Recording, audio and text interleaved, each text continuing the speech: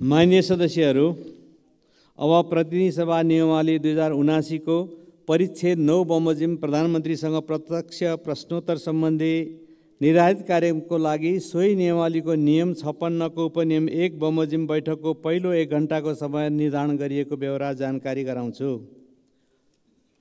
माननीय सदस्यहरू, सम्माननीय प्रधानमन्त्रीसँग प्रश्न गर्न माननीय सदस्यहरूबाट नियमावलीको नियम 58 बमोजिम प्रश्नहरू प्राप्त भइसकेको बेहोरा समेत जानकारी गराउँछु। यस परिच्छेद बमोजिम प्रधानमन्त्रीसँग प्रत्यक्ष प्रश्नोत्तरमा स्पष्टीकरण सोध्ने व्यवस्था नरहेको पनि जानकारी गराउँछु। माननीय सदस्यहरू, अब म सम्माननीय प्रधानमन्त्री श्री पुष्पकमल दाहाल प्रचण्डलाई प्रत्यक्ष प्रश्नोत्तर कार्यको लागि रोस्टममा आमन्त्रण गर्दछु।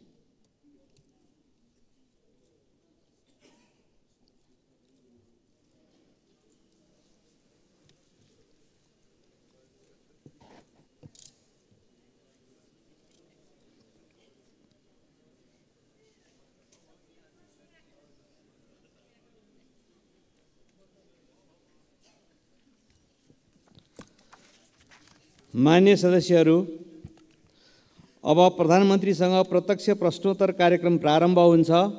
सर्वप्रथम प्रश्नकर्ता माननीय श्री अच्युत प्रसाद मैनालीलाई सम्माननीय प्रधानमन्त्रीसँग प्रश्न सोध्न अनुमति दिन्छु। सम्माननीय सभामुखज्यूको अनुमतिबाट म सम्माननीय प्रधानमन्त्रीज्यूलाई मेरा केही जिज्ञासाहरू राख्ने अनुमति चाहन्छु। प्रश्नहरू: सार्वजनिक खरिद नियमावली 64 को नियम 6(3) अन्तर्गत निर्माण स्थलको व्यवस्थापन नभई खरिद कार्य गर्न नहुने उल्लेख छ। राष्ट्रिय गौरवका आयोजनाहरू बुढी गण्डकी, सुनकोशी मरिन, काठमाडौँ तराई द्रुत मार्ग, खोकना खण्ड, निजगढ अन्तर्राष्ट्रिय विमानस्थल टाङ्गिया बस्ती, पूर्व पश्चिम रेलमार्गको जग्गा अधिग्रहण एवं घर टहरा हटाउने क्षतिपूर्ति दिने साथै तामागढी सिमरौनगढ हुलाकी सडकको मुआब्जा जनताले 4 वर्षदेखि पाउन सकेका छैनन्। यसै आबोमा बजेट विनियोजन छैन। साथै बहुचर्चित रेल सेवा सञ्चालनबारे सरकारको दृष्टिकोण के छ र यसै गरी संसदमा समेत आवाज उठेको सम्माननीय सभामुख महोदय, रुस युक्रेन युद्धमा रुसको पक्षबाट नेपाली युवाहरूको संलग्नताको विषयमा सो बारेमा पनि म सरकारको जिज्ञासा जवाफ चाहन्छु। धन्यवाद। अब सम्माननीय प्रधानमन्त्री श्री पुष्पकमल दाहाल प्रचण्डलाई उक्त प्रश्नको जवाफ दिन अनुमति दिन्छु। सम्माननीय सभामुख महोदय, म यो प्रश्नोत्तर कार्यक्रममा माननीय सदस्यहरूको प्रश्नको उत्तरको निम्ति उपस्थित छु। म प्रश्न उत्तरमा सहभागी हुनु अगाडि केही दिनदेखि आएको अविरल वर्षाको कारण पूर्वी नेपालका खास गरी सङ्खुवासभा, ताप्लेजुङ, पाँचथरका जिल्लाहरूमा ठुलो धनजनको क्षति भयो र त्यसको प्रत्यक्ष अवलोकन गर्न नेपाल सरकारको तर्फबाट हामी त्यहाँ पुग्यौँ पनि, तर मौसमको खराबीको कारणले सबै चिज यथार्थ अवलोकन गर्न त हामीले सकेनौँ। तैपनि हामीले त्यहाँको निम्ति तत्काल आवश्यक पर्ने राहत, उद्धार र पुनर्स्थापनाको सम्भावनाबारे छलफल गऱ्यौँ र युद्धस्तरमा उद्धार र राहत कार्यक्रम अगाडि बढाउन सम्बन्धित सबै निकायहरूलाई निर्देशित दियौँ। म अहिले त्यसको व्याख्या होइन, खालि म मृतकहरूप्रति श्रद्धाञ्जली र शोकसन्तप्त परिवारहरूप्रति समवेदना व्यक्त गर्न चाहन्छु। त्यसै गरी आज ओखलढुङ्गामा पनि फेरि पहिरोमा परि जो 4 जनाको क्षति भएको कुरा आएको छ, उहाँहरूप्रति पनि म श्रद्धा व्यक्त गर्न चाहन्छु र पीडितहरूप्रति संवेदना व्यक्त गर्न चाहन्छु। हामी सबै मान्य सदस्यहरूसँग नेपाल सरकारको तर्फबाट हाम्रो विकासको मोडालिटीको बारेमा, हाम्रो भौगोलिक अवस्थितिको बारेमा, भौगोलिक अध्ययन गरेर बस्तीको बारेमा हामीले गम्भीर रूपले र रणनीतिक रूपले नसोच्ने हो भने यस्ता घटनाहरूको पुनरावृत्ति भइराख्ने स्थिति छ। यतातिर नेपाल सरकारको पक्कै पनि गम्भीर रूपले ध्यान आकर्षित भएको छ। म सबै मान्य सदस्यहरूले पनि यो विषयलाई हामीले दीर्घकालीन ढङ्गले विचार गर्न जरुरी छ भन्ने आग्रह गर्न चाहन्छु। अब म प्रश्न उत्तरतिरै लाग्छु। सरकारले राष्ट्रिय गौरवका आयोजनामा बजेट सुनिश्चित गर्ने गरेको छ। राष्ट्रिय गौरवका आयोजनाहरूमा विनियोजित रकम कम हुने अवस्थामा पनि आवश्यकता अनुसार थप बजेटको व्यवस्था गर्ने गरिएको छ। निजगढ अन्तर्राष्ट्रिय विमानस्थल आगामी आर्थिक वर्षमा साइट क्लियरेन्स गर्ने कार्य सम्पन्न गर्ने कुरामा सरकारको गहिरो ध्यान छ। रेल सेवा सञ्चालन गर्ने बारेमा सरकार सकारात्मक रहेको छ। साथै राष्ट्रिय गौरवका आयोजनाहरू तथा अन्य प्राथमिकता प्राप्त आयोजनाहरूको जग्गा अधिग्रहण, मुआवजा तथा क्षतिपूर्ति वितरण गर्ने कार्य सरकारको प्राथमिकतामा रहेको छ। आगामी दिनमा आवश्यक बजेट व्यवस्था सहित सम्बन्धित निकाय मार्फत यस विषयमा सम्बोधन हुने बेहोरा म मान्य सदस्यहरूलाई अवगत गराउन चाहन्छु। अन्तर्राष्ट्रिय राजनीतिमा घटिरहेका घटनाहरूप्रति नेपाल सरकारको गहिरो ध्यान छ भन्ने कुरा पनि म राख्न चाहन्छु। धन्यवाद। अर्का प्रश्नकर्ता मान्य श्री अजय कुमार चौरसिया। सम्माननीय सभामुख महोदय, सम्माननीय प्रधानमंत्री जी, लगभग 70% राजस्व मध्य प्रदेशको वीरगञ्जबाट सङ्कलन हुन्छ। जनसङ्ख्या अन्य प्रदेशभन्दा बढी भएको तर बजेट विनियोजन मध्य प्रदेशमा सबभन्दा कम किन भयो? पर्साको वीरगञ्ज सरकारको प्राथमिकतामा किन परेन? वीरगञ्ज सहरको स्तरोन्नतिको लागि के कार्यक्रम आएको छ? सम्माननीय प्रधानमन्त्रीज्यू, वीरगञ्जको नारायणी उपक्षेत्रीय अस्पताल, ठाकुराम बहुमुखी क्याम्पस, आदर्शनगर र नारायणी रङ्गशालाको स्तरोन्नतिको लागि कति रकम विनियोजन भएको छ?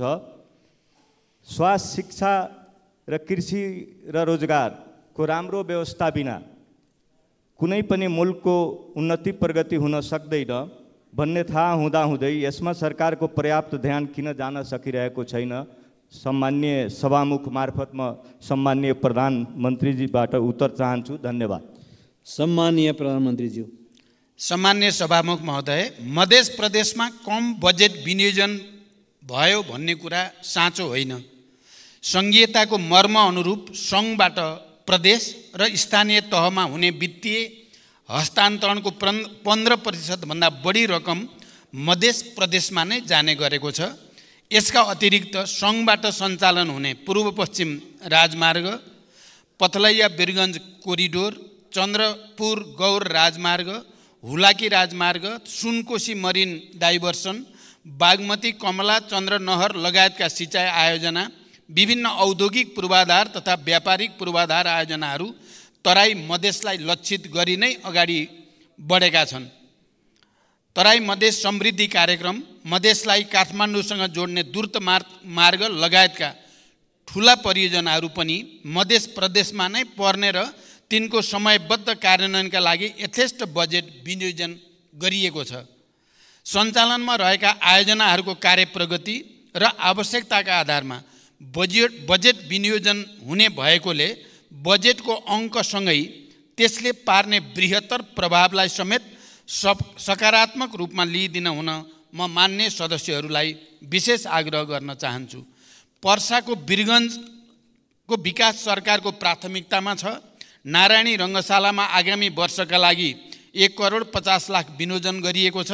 नारायणी अस्पतालको लागि रु 41,30,00,000 विनियोजन गरिएको छ। ठाकुरराम बहुमुखी क्याम्पसका लागि विश्वविद्यालय अनुदान आयोग मार्फत अनुदान जाने व्यवस्था मिलाइएको छ। सरकारले मानव जीवनसँग सम्बन्धित अत्यावश्यक विषयहरू स्वास्थ्य, शिक्षा, कृषि र रोजगारीलाई उच्च प्राथमिकतामा राखेको छ। सरकारले स्वास्थ्य पूर्वाधार निर्माण, मेसिन उपकरण खरिद र जनशक्तिका लागि आवश्यक पर्ने रकम विनियोजन गरेको छ। बजेटको आकार चालु वर्षको भन्दा सानो हुँदा पनि आगामी वर्षको बजेटमा शिक्षाको बजेट घटाइएको छैन।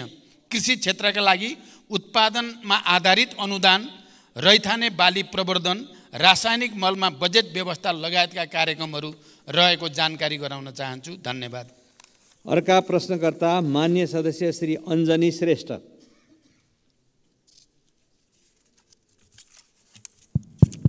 सम्माननीय सभामुख महोदय, सम्माननीय सभामुख मार्फत प्रधानमन्त्रीसँग प्रश्न राख्न चाहन्छु। यस गरिमामय सदनमा शून्य समय, विशेष समय र आकस्मिक समयमा उठाएका जनतासँग सरोकार भएका प्रश्नहरूको उत्तर कहिले आउँदैन किन? यो सदनमा प्रस्तुत बजेटमा 77 जिल्लालाई सम्बोधन गर्दा जनतालाई सरकार छ कि छैन महसुस भएन।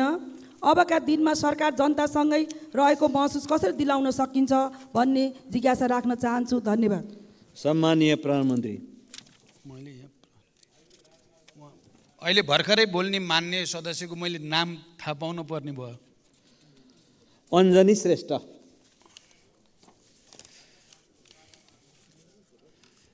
सम्मान्य सभामुख महोदय, सम्मानित सदनमा सुन्ने समय र विशेष समयमा मान्य सदस्यले उठाएका विभिन्न प्रश्नहरूमा सरकार संवेदनशील भई तिनको जवाफ नियमित रूपमा दिइ नै रहेको छ। सदनमा उठाइएका प्रश्न र जिज्ञासाहरूको जवाफ दिने जिम्मेवारी र उत्तरदायित्वबाट सरकार कहिल्यै पछि हटेको छैन र कहिल्यै पछि हट्ने पनि छैन। राष्ट्र र नागरिकको समग्र हित तथा समुन्नतिका लागि सरकार सदैव प्रयत्नशील रहँदै आएको छ र प्रयत्नशील रहि नै रहनेछ। जनसरकारका विविध विषयलाई उचित सम्बोधन गर्दै तथा विकास निर्माण कार्यलाई गति दिँदै सरकार र नागरिक बीचको सम्बन्धलाई सुदृढ बनाउन सरकार दृढ सङ्कल्पित रहेको जानकारी गराउँछु। धन्यवाद। अर्का प्रश्नकर्ता मान्य श्री अनिता देवी। मान्य श्री अनिता देवी।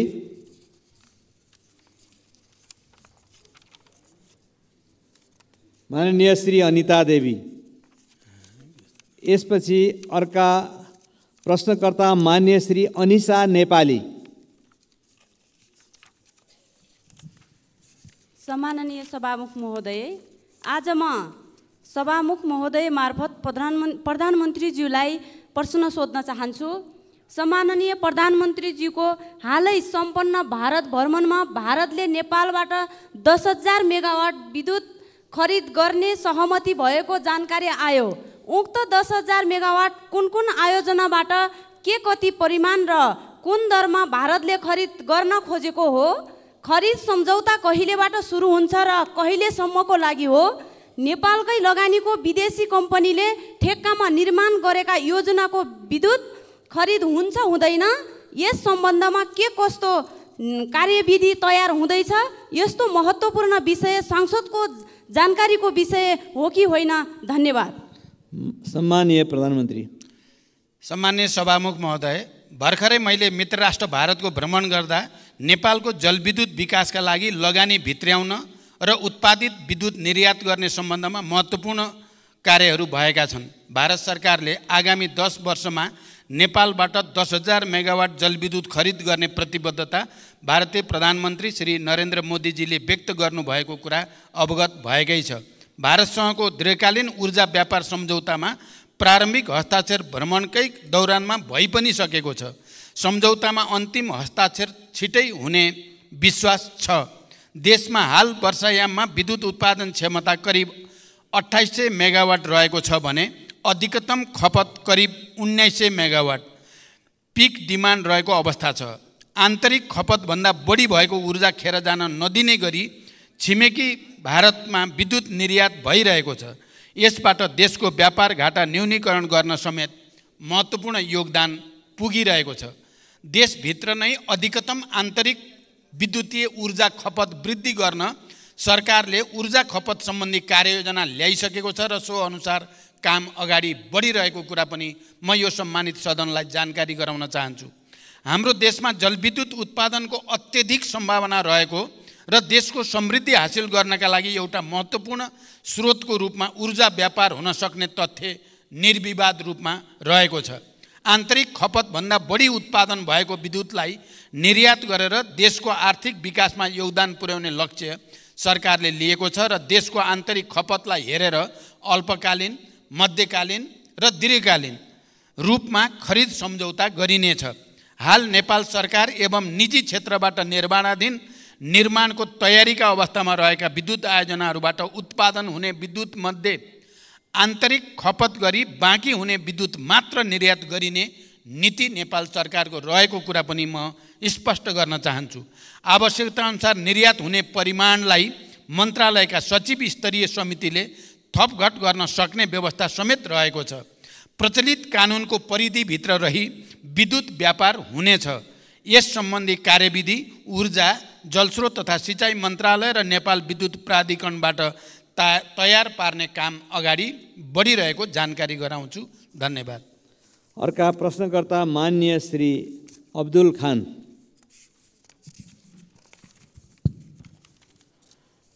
सम्माननीय सभामुख महोदय मार्फत सम्माननीय प्रधानमन्त्रीज्यूलाई प्रश्न सोध्न चाहन्छु। तराई मधेसतिर किसानहरू लगभग धानको बिउ राखिसकेका छन्। अब किसानहरूको सोच मल र सिँचाइको व्यवस्थापनमा छ।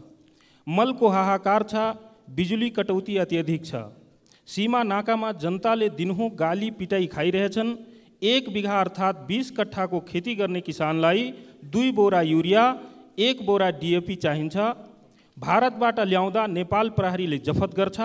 न त हामी दिन सक्छौँ न त ल्याउन दिन्छौँ, न त हामी किसान कार्ड बनाउँछौँ न त हामी नाका खोल्छौँ। जनताले कसरी सरकारको अनुभूति गरियोस् सभामुख महोदय। त्यस्तै पैसा तिरेर पनि हाम्रो सरकारले किन मल समयमा किन्न सकिरहेको छैन, स्पष्ट कारण चाहिन्छ सभामुख महोदय।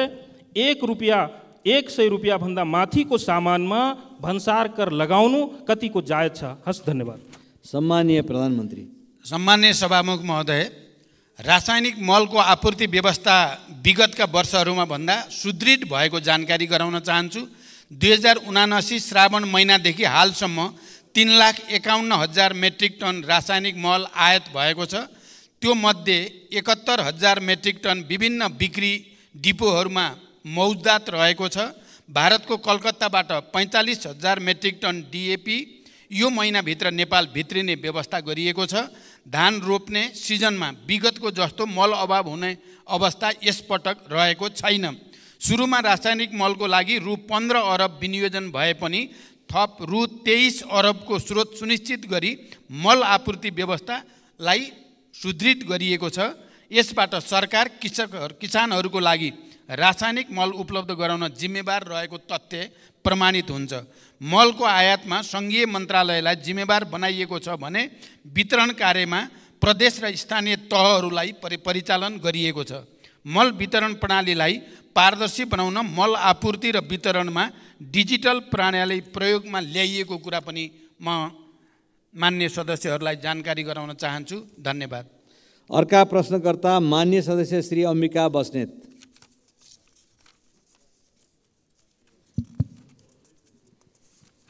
सम्माननीय सभामुख महोदय मार्फत सम्माननीय प्रधानमन्त्रीज्यूसँग जिज्ञासा राख्न चाहन्छु। गोकर्णेश्वर नगरपालिका वडा नम्बर 1 शिवपुरी राष्ट्रिय निकुञ्जभित्र पर्दछ। त्यहाँ सर्वसाधारण नागरिकहरूको बसोबास पनि छ। त्यो बस्तीभन्दा बाहिर बस्ने नातागोता भाइ साथीभाइहरू आउँदाखेरि शुल्क तिरेर मात्र जानुपर्छ। त्यही क्षेत्रभित्र गोसाइँकुण्ड जाने बाटो पनि छ, हेलम्बु जाने पुरानो बाटो पनि छ। तर निकुञ्जलाई शुल्क नबुझाइ सहजै अभिलेखीकरण मात्र गरेर आवत जावत गर्न पाइँदैन। यसभन्दा पहिला शुल्क नलाग्ने भनी 2 चोटि क्याबिनेटले निर्णय गरिसकेको भए पनि कार्यान्वयन नभएको जानकारी गराउन चाहन्छु। त्यही राष्ट्रिय निकुञ्जभित्र पर्ने टोखा छहरे हुँदै नुवाकोट जाँदा अभिलेखीकरण मात्र गरेर निर्विवाद आवत जावत गर्न पाइन्छ। एउटै निकुञ्जभित्र त्यस्तो विभेदकारी नियम किन लागू भइरहेको छ? सम्माननीय प्रधानमन्त्रीज्यूसँग मेरो जिज्ञासा छ र साथै त्यस्तो विभेदकारी नीति हट्नुपर्छ भनी जोडदार माग पनि गर्न चाहन्छु। हस्, धन्यवाद। जय नेपाल। सम्माननीय सभामुख महोदय, फेरि मलाई नाम भन्दिन पर्ने भयो। यहाँ मेरो थोरै चाहिँ यो तलमाथि परेको छ। अम्बिका बस्नेत, मान्य श्री अम्बिका बस्नेतको प्रश्न छ। अम्बिका बस्नेत।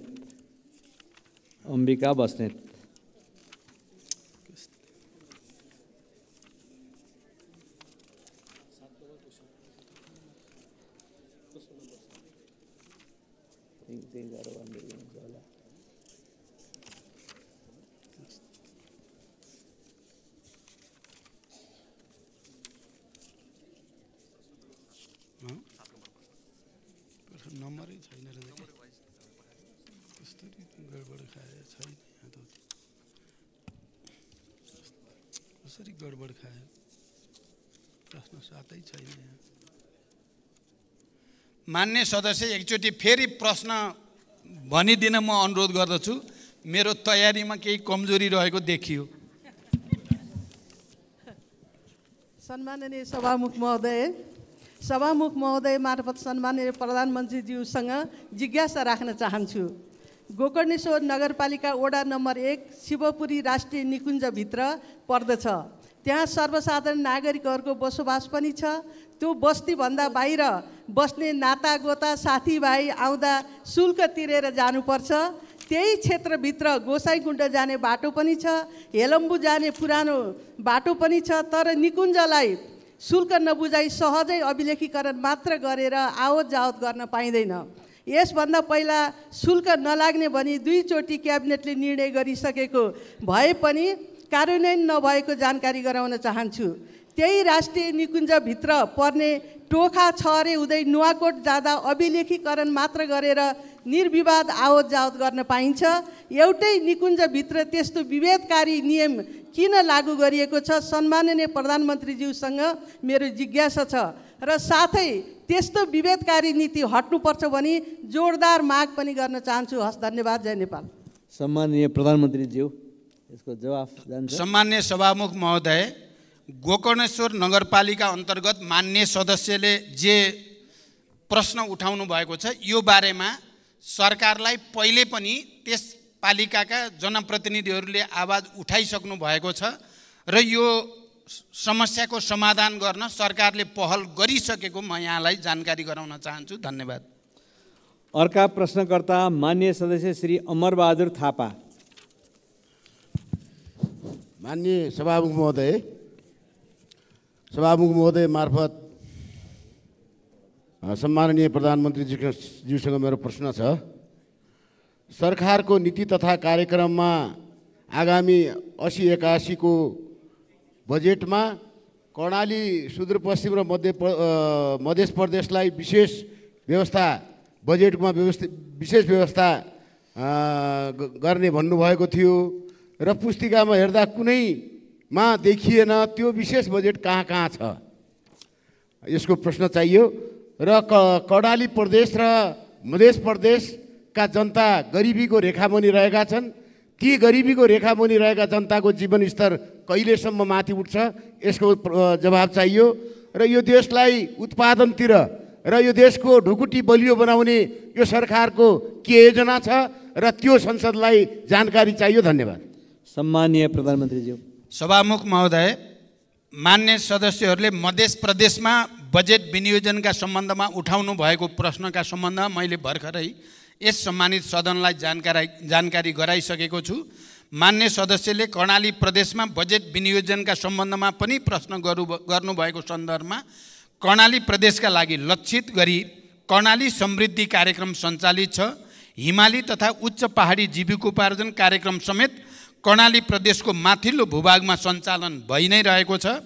आगामी वर्षमा कर्णाली प्रदेशमा सिँचाइ तथा नदी नियन्त्रणका लागि छुट्टै बजेटको व्यवस्था गरिएको छ। कर्णाली कोरिडोर सडक राष्ट्रिय गौरवको आयोजनाका रूपमा सञ्चालित छ।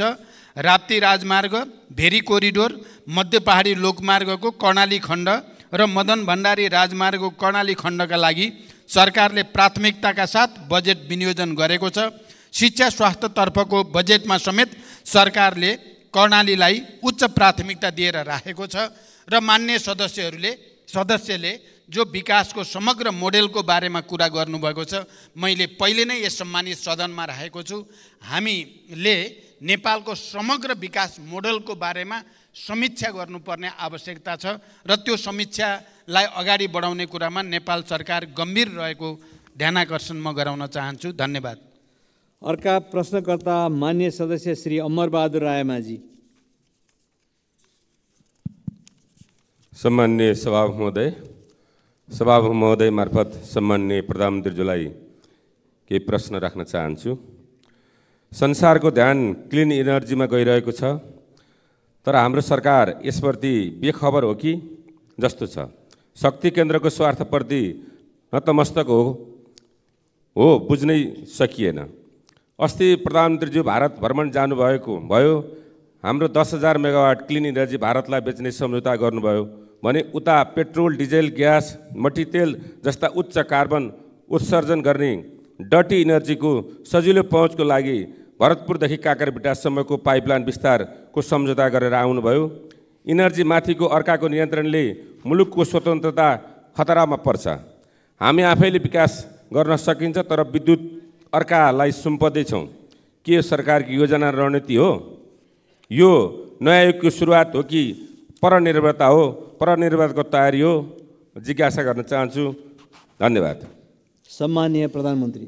सभामुख महोदय, हाल देशमा हाइड्रो पावर, सोलर, बायोग्यास जस्ता स्वच्छ ऊर्जा क्लिन इनर्जीको स्रोतबाट विद्युत ऊर्जा उत्पादन भइ नै रहेको छ। वर्षायाममा विद्युत ऊर्जाको मागभन्दा आपूर्ति बढी भइरहेको अवस्था पनि छ।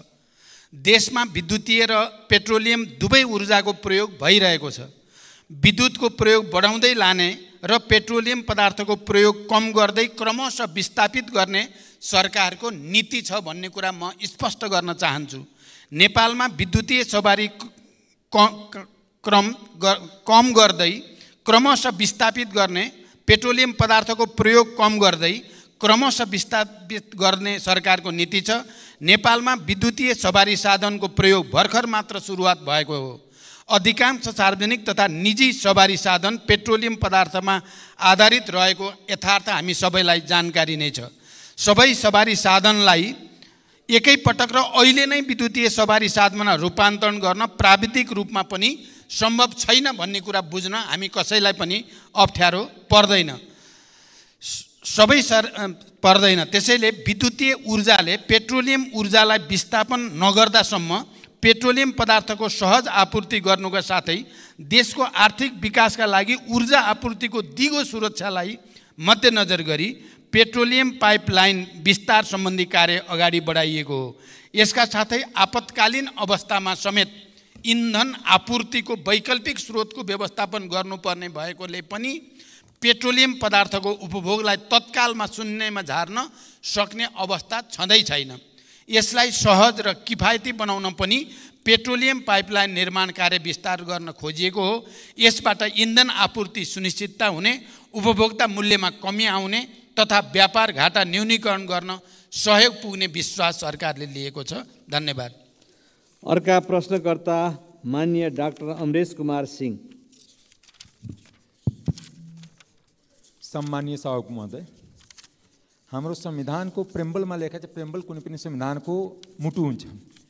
त्यसमा लेखा छ कि सामन्ती निरङ्कुश केन्द्रीकृत एकात्मक राज्य व्यवस्थाले सृजना गरेको सबै प्रकारको विभेद र उत्पीडन अन्त्य गर्दै बहुजातीय, बहुभाषिक, बहुधार्मिक, बहुसांस्कृतिक तथा भौगोलिक विविधतायुक्त विशेषतालाई आत्मसात गरी विविधता बीच एकता, सामाजिक सांस्कृतिक एकबद्धता, सहिष्णुता र सद्भावलाई संरक्षण प्रवर्धन गर्ने, वर्गीय, जातीय, क्षेत्रीय, भाषिक, धार्मिक, लैंगिक विभेद र सबै प्रकारको जातीय छुवाछुतको अन्त्य गरी आर्थिक समानता, समृद्धि र सामाजिक न्याय सुनिश्चित गर्ने समानुपातिक, समावेशी र सहभागितामूलक सिद्धान्तको आधारमा समतामूलक समाजको निर्माण गर्ने सङ्कल्प गर्दै ठिक यसको प्रेम्बलको भावना विपरीत 62-63देखि नै मधेसका 20 जिल्ला बजेट विनियोजन कम भएको देखिन्छ।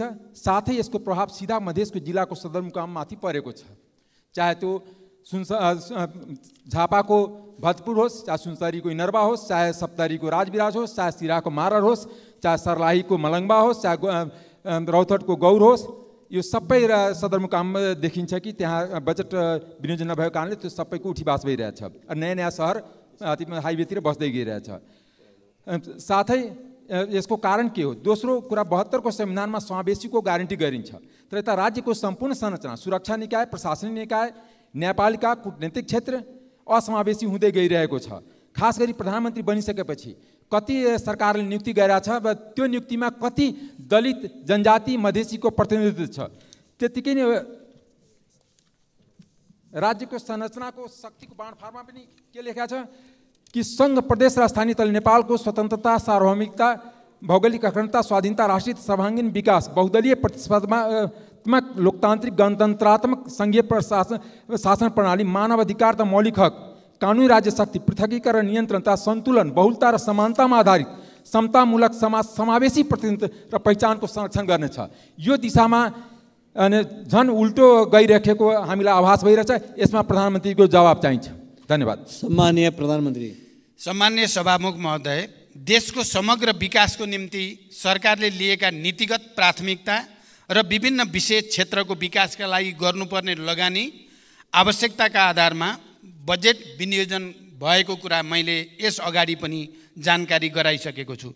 मानव विकासका सूचकाङ्कमा पछि परेका कर्णाली प्रदेश, सुदूरपश्चिम प्रदेश र मध्य प्रदेशलाई विशेष प्राथमिकतामा राखी स्रोत साधनको न्यायपूर्ण विनियोजन गरिएको कुरा पनि म स्पष्ट गर्न चाहन्छु।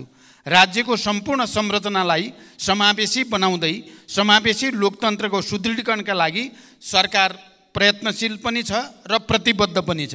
सोही अनुसार विभिन्न नीतिगत, कानुनी र प्रक्रियागत सुधारहरूलाई निरन्तरता दिने कुरामा सरकार स्पष्ट रहेको जानकारी म मान्य सदस्यलाई गराउन चाहन्छु। धन्यवाद। अर्का प्रश्नकर्ता मान्य सदस्य श्री अमृतलाल राजवंशी।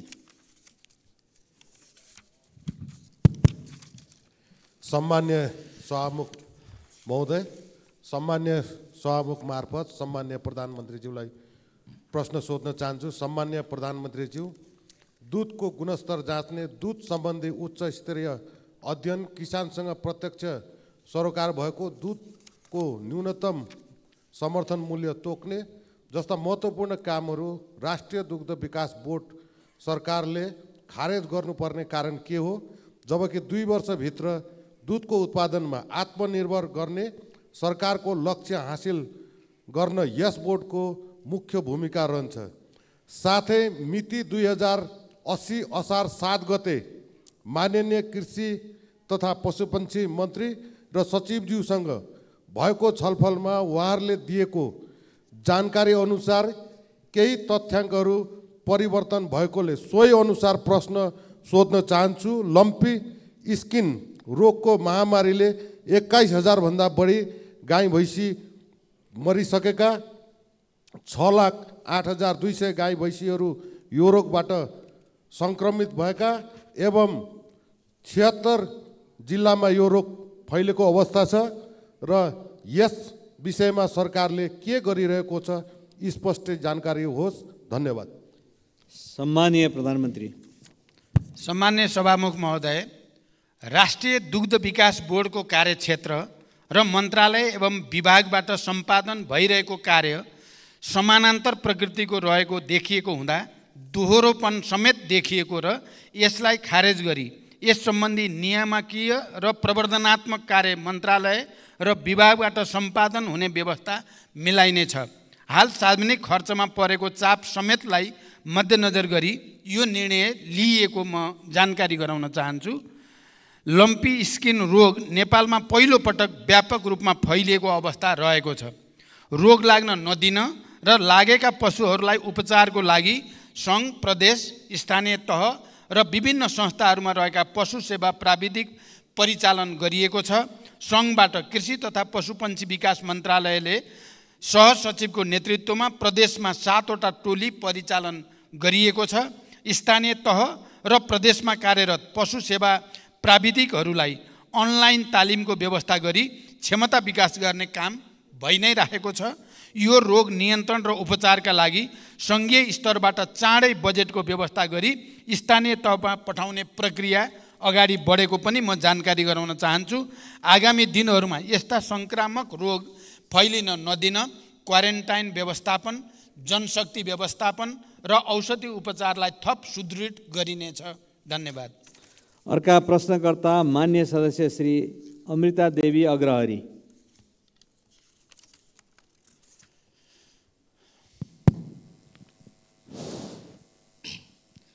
सम्मानीय सभामुख महोदय, सम्मानीय प्रधानमन्त्रीज्यूसँग मेरो प्रश्न थियो, विषय नागरिकताको थियो। अब नागरिकता समस्या सर्वोच्चबाट चाहिँ अनुमोदन भइसकेको हुनाले मेरो प्रश्न चाहिँ छोटो भइसकेको छ। म अवश्य केही अब अरू कुरा छोडेर केही भन्न चाहन्छु। नागरिकता जस्तो संवेदनशील विषयमा देशलाई विभाजन गर्ने र राजनीतिक दावपेचको विषय बनाउनु हुँदैन। यहाँ बसेका जति हामी सांसदहरू थियौँ सबै पक्षबाट जन्मसिद्ध नागरिकको सन्तानलाई नागरिकता मिल्नै पर्छ भन्ने सबै चाहिँ मान्यजीहरूबाट म सुन्दै आएको थिएँ। यहाँ नागरिकताको विरोधी मैले कसैलाई देखेन। हामीले जे देख्यो यहाँ सिस्टमको लागि कुरा उठेको थियो। किनभने विधिको शासनमा जबसम्म चाहिँ देश सिस्टममा चल्दैन तबसम्म देशको भविष्य हुँदैन। सिस्टमको विरोध मात्र गरिएको हामीले देख्यो। कसैको यो मान्यता चाहिँ यस्तो थिएन। तपाईको केही प्रश्न छ? मेरो प्रश्न यही नै हो। प्रश्नमा जानुहोस्। सभामुख महोदय, दोबारा फेरि चाहिँ हाम्रो प्रधानमन्त्रीज्यूबाट चाहिँ विधिको शासन ख्याल गरेर मात्रै अगाडि बढ्नुपर्छ, नत्र लाखौँ चाहिँ अरबौँ खर्च गरेर यो प्रतिनिधि सभाका चाहिँ के अरे उत्पादन भएको हो। अनि प्रतिनिधि सभालाई चाहिँ माइनस गरेर अगाडि बढ्नु यो पनि देशको लागि दुर्भाग्य हुन्छ। फेरि चाहिँ भविष्यमा यस्तो चाहिँ कुरा नदोहोऱ्याओस् भन्ने चाहिँ मेरो प्रश्न हो। धन्यवाद। सम्माननीय प्रधानमन्त्रीज्यू। सम्माननीय सभामुख महोदय, माननीय सदस्यले नागरिकता सम्बन्धी उठाएको प्रश्न र उहाँले नै भनि नै सक्नुभयो। हिजो मात्रै सम्मानित अदालतबाट यो बारेमा फैसला आइसकेपछि उहाँले उठाउनु भएको प्रश्नको जवाब अदालत स्वयंले दिइसकेको हुनाले मैले दिइराख्नुपर्ने आवश्यकता भएन। मलाई जहाँसम्म लाग्छ तपाईँले अहिले पनि नागरिकता जस्तो संवेदनशील विषयमा यो प्रतिनिधि सभा या हाम्रो राष्ट्रिय राजनीतिमा सहमतिबाट जानुपर्छ भन्नेमा मेरो पनि बुझाइ त्यस्तै नै छ। र मैले के बुझेको छु भने अहिले प्रतिपक्षमा रहनुभएका दलका नेताहरू पनि हिजो सत्ता पक्षमा हुँदा अहिले हामीले जुन नागरिकताको जस्तो विधेयक अगाडि बढाएका हौँ त्यसमा हाम्रो मूलभूत रूपमा म सहमति नै देख्छु। तैपनि नागरिकता जस्तो संवेदनशील विषयमा देश विभाजित नहोस्, संसद विभाजित नहोस् भन्ने कुरामा तपाईँले गराउनु भएको ध्यानाकर्षणप्रति मैले ध्यानाकर्षण भएको जानकारी गराउँछु। धन्यवाद। अर्का प्रश्नकर्ता माननीय सदस्य श्री अर्जुन नरसिंह केसी।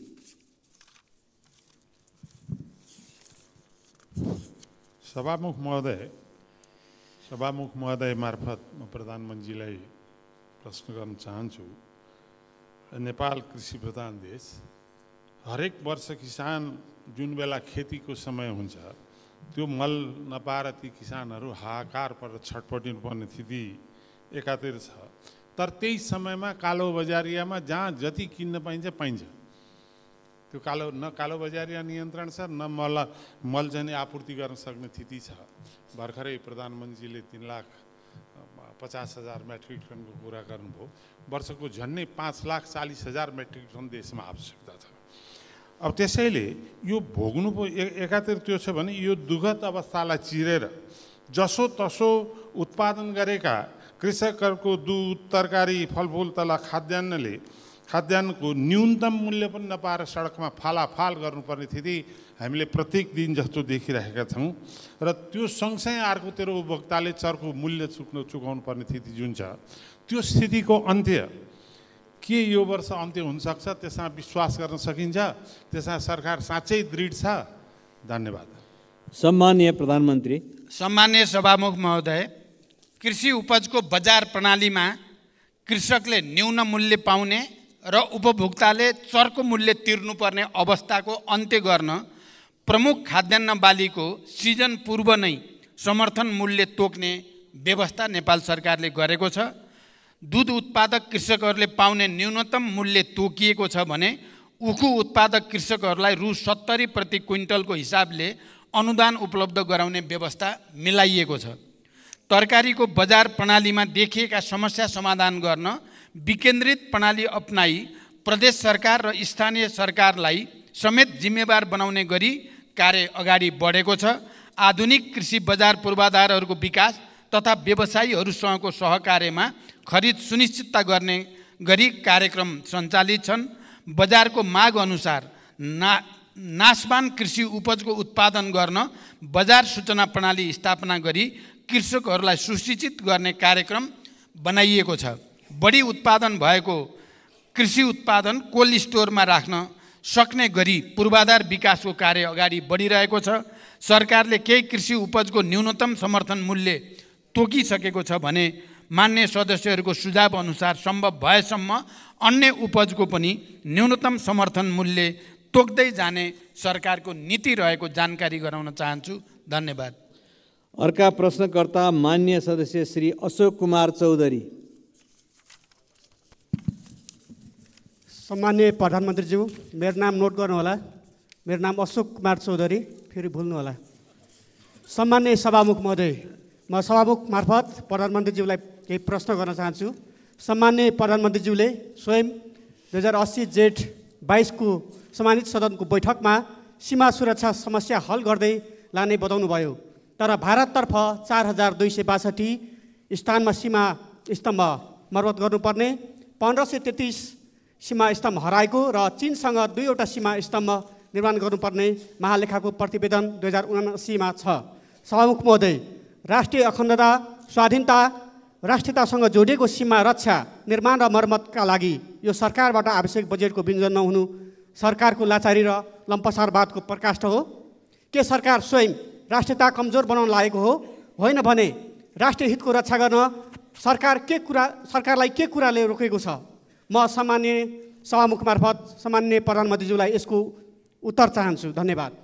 सम्माननीय प्रधानमन्त्री। सम्मान्य सभामुख महोदय, नेपालको सार्वभौम सत्ता, राष्ट्रिय स्वतन्त्रता, भौगोलिक अखण्डता, सीमानाको सुरक्षा, राष्ट्रिय एकता लगायत राष्ट्रिय हितको रक्षाको लागि सरकार संवेदनशील र निरन्तर प्रयत्नशील रहेको जानकारी म गराउन चाहन्छु। यसै सन्दर्भमा अन्तर्राष्ट्रिय सीमा सुरक्षालाई थप सबल, सुदृढ र प्रभावकारी बनाउन सीमा स्तम्भहरूको नियमित मर्मत सम्भार गर्दै जाने र बोर्डर आउटपोस्टहरूको सुदृढीकरण र थप स्थानमा आउटपोस्ट निर्माण गर्दै लैजाने विषय सरकारको उच्च प्राथमिकतामा रहेको छ र सोही बमोजिम स्रोत साधन र जनशक्तिको व्यवस्था पनि गरिएको छ। हालसम्म स्थापना भएका 250 बोर्डर आउटपोस्टहरूमध्ये 128 वटाको भौतिक संरचना निर्माण भएको र चालु आर्थिक वर्ष 79-80 सम्ममा थप 10 बोर्डर आउटपोस्टहरू निर्माण